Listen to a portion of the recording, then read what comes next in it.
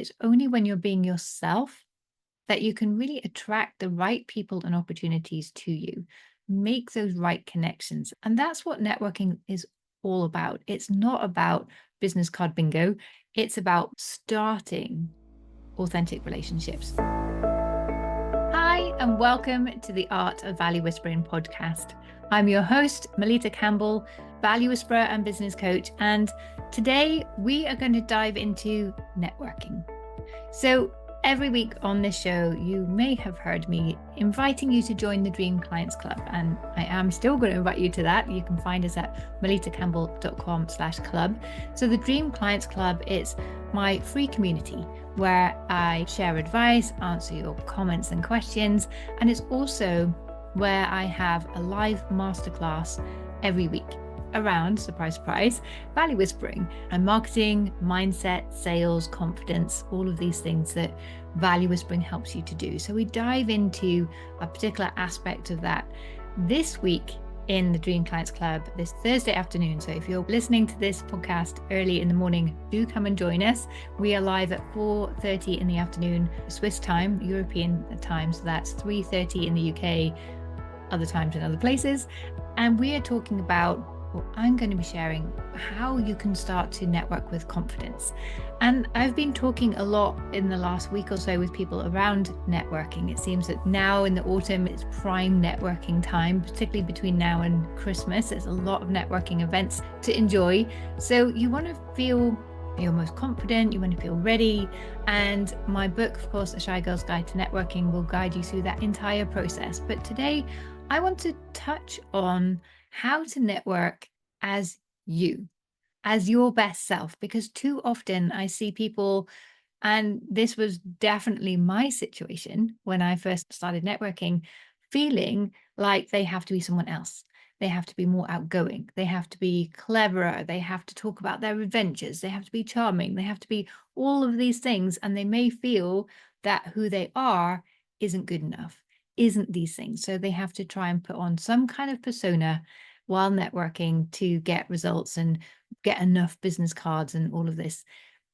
But that is not true. So that's what I want to tackle today. How can you network confidently as yourself, which complements what we're going to talk about in the masterclass, but also where do you find the right kind of events where you can network with confidence and get results? Because the event can play a big part in your success and how you feel about networking as well. So that's what I'm covering today.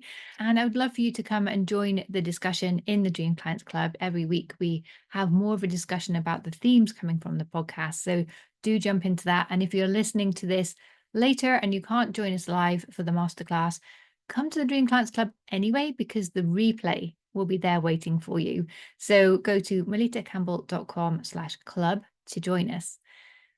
So networking. As I just mentioned, when I started networking, I felt really awkward and out of place, but because I felt I had to be someone else, that I wasn't good enough, I was too young, I didn't know enough. There were so many things holding me back, and I just didn't know what to say. Didn't know how to introduce myself to impress people, and I didn't know how to keep a conversation going. I didn't know how to share stories. There was so much that I was missing. Looking back, no wonder I felt awkward. But I have discovered over the years that it's only when you're being yourself that you can really attract the right people and opportunities to you, make those right connections, and start building authentic relationships. And that's what networking is all about. It's not about business card bingo, getting as many business cards as you can. It's about starting authentic relationships, starting a conversation with people and then deciding, is this person someone of interest? Would I want to have a second conversation with them and discover if we have synergies? Maybe they become a client, maybe they'll become a partner, maybe they become a friend, someone who's going to support me in this journey. You never quite know when you first meet someone at a networking event what role they're going to play in your network, in your life, in your business, your career.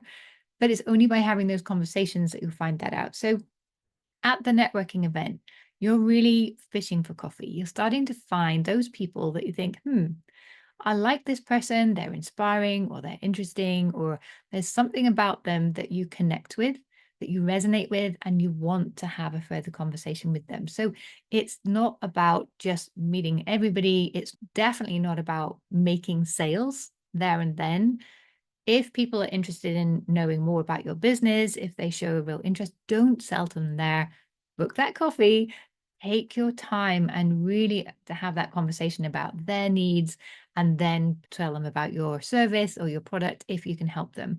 Don't try and sell there and then. It's just, you just don't have enough information yet to do that well. So you can remove the pressure to perform because it's not about you. It's about you discovering who are the people in the room? What makes them a person of interest? Would you like to get to know them a little bit more? Do you feel, maybe there's some potential synergies here in one way or another? That's the only purpose of your networking event. And if there's people in the room that you have met before, then you can build on existing relationships with those people. So it's a nice opportunity to continue to build on the work you've done in the past. But you don't want to turn the people you meet into instant clients. It's very much this you don't propose on a first date scenario. You want to go on the next date and learn a bit more about them. Are they a good fit and so on? So what you do want to know before you go networking is, what is your objective? What does networking success look like for you at this particular event, but also networking as a whole? What does that part of your marketing strategy do for you, do for your business, do for your life, your career, and so on? So take some time to define what networking success means to you. And my formula for confident networking is called the victory formula. I go into it in depth in my book. And I also have covered it before when I've talked about networking previously on the show. So that's episode 195, 119, and 64. So do go back and listen to those as well. But just to outline quickly for you, the victory formula, the V stands for your vision. What do you want to achieve after networking? Where is networking taking you? What's your big goal, your big vision? I stands for intention. Why are you committing to this? Why is the awkwardness, the whole effort of getting ready to go to an event or prepping for an online event, why is that worth it? So why are you committing to this? What is your intention? The C stands for courage and confidence. So you need courage first, and you will build confidence over time. So you need that courage to go for the first time, to walk into that room. And then once you leave the room and you think, I can do this, I can survive networking, that is going to build your confidence over time. The T stands for being your true self. As I mentioned in my opening, it's only when you're being yourself and showing up in a way that's authentic to you, that's aligned with your values, your vision, your brand, that's when you're going to attract the right people and opportunities. So really focus on being yourself. If you have that word, that dreaded word in your mind, I should be doing this, I should be saying this, I should be feeling this, dismiss those. Shoulds are how we think we should be. It's not how we are. So really embrace your true self and show up from that perspective. The O stands for obstacles. So if you're someone who doesn't feel natural networking, it's not your favorite place to hang out, then there's probably some obstacles, things that will happen that you already know. If this happens, I retreat. I feel awkward. I say the wrong things. I don't feel my best. So think ahead. What are those obstacles and what could you already do to remove them or minimize them or bypass them? And what would you do if these obstacles do show up and hold you back and trip you up in some way? How would you recover? So take a bit of time to map those out. And when you do that, the wonderful thing is most of these obstacles never seem to happen. The R stands for creating your own rules, your rules of engagement. So, how do you want to show up? What is okay for you and not okay? So, for example, being introverted, I really need to manage my energy.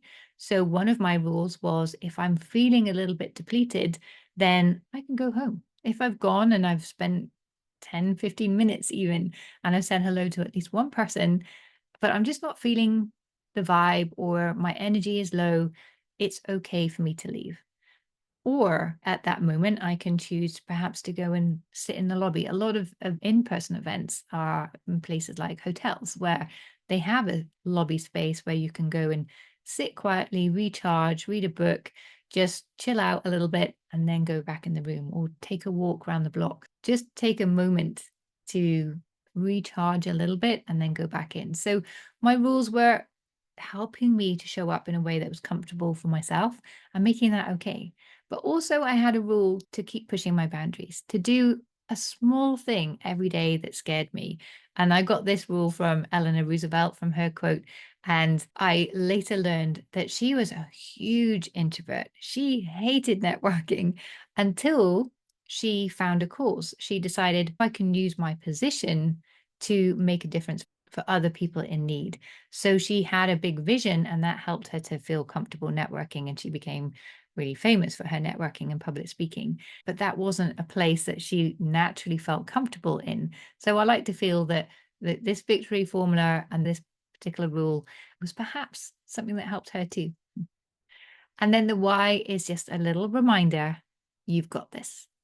So that's my victory formula. And you can use that process to just think a little bit about, what does networking mean for you? How do you want to show up and make a difference for other people? And remember that to be interesting, you need to be interested. So use the Pareto principle, the 80-20 rule, where you are speaking for about 20% of the time and allowing the other person to speak for 80%. That makes them feel that you're even more interesting. And I was recently listening to Vanessa Van Edwards, and she was talking about an experiment that she did, and she went networking and didn't say anything at all. She just went with flashcards saying, I've taken a vow of silence. I'm trying to improve my listening. I'm not going to speak. Just tell me your story.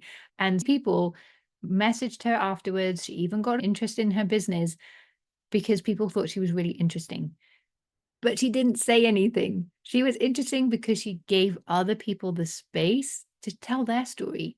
And people love talking about themselves, their achievements, what they've learned, sharing ideas. And we don't get much opportunity to do that. So that can be a real gift, giving other people the space to share their hard-won insights and ideas and stories and background and how they got to where they are today and what their vision for the future is. There's a lot that we can draw out of people, and that makes them feel good. Feeling heard and understood is a real gift that we can give. So you take that pressure off. Don't make it all about you. And what I've also learned is that not all networking events are made equal. There are some events I go to, and even after all the work I've done and writing a book on networking, there are some events that I feel quite awkward and out of place still. And I can challenge myself on that now. Is this because I have some kind of limiting belief here, or is it really just not my room? So if it's a case of I feel awkward because there's some limiting belief there, I will push myself to at least have one conversation. But if it's a place where the type of people, the personalities, the approach other people are taking just doesn't feel good to me, then I have full permission to leave that room. And if you feel that way, if you are not feeling comfortable in a situation, then check that it's not a limiting belief that you need to work through. If you really feel uncomfortable and possibly even unsafe, then leave. But try another networking event. Some just aren't for you, and others are just perfect. But you also want to make sure that you're not hanging out in events that feel too comfortable, events where it just feels like so much like home. You're not having any growth. You're not making new connections that are supporting you in your business and your career. You want to have a nice balance of networking events that you go to. And these can be online. They don't have to be in person. These can be online events. They can be conferences. It's not always a specific networking opportunity. So one question I get asked a lot is, where do I begin to find networking events? So let me share some ideas with you. So the quickest way or the easiest place to start is Google. Just Google networking events in my area, or professional events in my area, or events for accountants, events for coaches. Use your industry or your job title or some keywords around your dream client and see what comes up. You can Google it. You can look at meetup.com. There's loads of events on there. Eventbrite is another great source. Facebook, LinkedIn. There are lots of places where they have a whole list of events that you can check out. So try online first. So see what comes up and try it. Another great place to find events is to ask your peers. Who out of your friends, your colleagues, or your existing network, what events do they enjoy and find valuable? And then go and give those a try. The big benefit there is you could ask them, can I come with you? So you have friends to go with for that initial. I always find that walking in is the scariest bit. So you have some friends to do that part with. So that's another great place. You can ask your clients, where do your clients hang out? Because if they hang out in these spaces, then there may be more people like them in that same space. So you can learn about some great events that way. Look for industry events. So conferences and training for your industry or training that would attract your clients. These are all great opportunities. And look for inspiring events. They may not have the word networking attached to them, but if it feels relevant to you, go along and see. You just never know where you're going to meet interesting people. So perhaps there's a walk around a museum that you think, oh, actually, I'm really interested in that theme. Go along. And if you don't find people relevant to your business or your career, you might find other people who are like-minded, and you get to build your networking muscle. That idea of just starting conversations with people, building relationships without trying to make a sale. Toastmasters is another great place. Toastmasters is a club that helps you improve your communication and your leadership skills, making it a great place to meet other people who are also keen to grow professionally and personally as well. So that can be a great place to find inspiring people, but also to find different types of people and where they hang out. So you might find even more networking opportunities from that network. You can take a class. Maybe it's a gym class, a Zumba class, a art class, any kind of class. Again, you're going to meet new people. So networking is all about meeting new people, expanding your connections. So it doesn't always have to be business related. Think out of the box here as well. And if you don't find anything that's really relevant or that suits your personality and goals, why not host your own event? That way you can really design it the way that you want. You can start to curate an environment that attracts the right people to you as well. So those are some ideas, but remember, not all events are going to suit your needs or personality. So be mindful of that. And it will help, as I said, to know your goals before attending an event, because that's going to help you determine which events are most helpful and interesting for you as well. But of course, the biggest piece of advice I have for you is to just have fun. Take off the pressure. You're not trying to find clients. You're just going to make new connections, have some fun, and see where those connections take you. See what conversations come out of your encounters. So I hope you found this helpful. As I say, do come and join us for the live masterclass later today. You can find all the details at melittacamble.com/club. That will take you to the Dream Clients Club directly. And if you click on the calendar, you'll find the details and the link to click through and register for the event today and join us.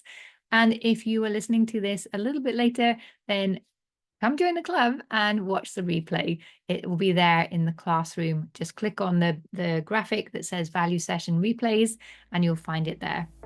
So as always, there are a lot more tools, tips, and inspiration coming up for you in the next episode. So do subscribe so you never miss your weekly dose of inspiration. I look forward to seeing you next week. I'm Melitta Campbell, your business coach and value whisperer, and I'll see you then. Bye.